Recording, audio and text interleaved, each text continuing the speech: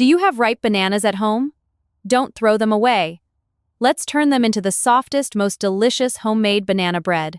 For this easy banana bread, you'll need ripe bananas, flour, eggs, butter, sugar, vanilla extract, baking soda, and a pinch of salt.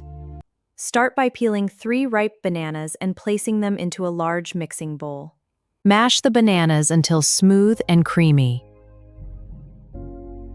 Add melted butter, eggs, vanilla extract, and sugar. Mix everything together until smooth.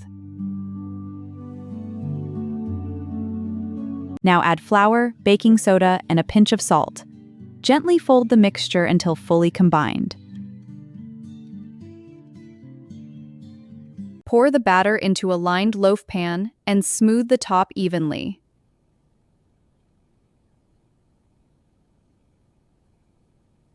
Bake at 350 degrees Fahrenheit or 175 degrees Celsius for about 50 to 60 minutes until golden brown. Look at that beautiful golden banana bread, soft, moist, and full of flavor.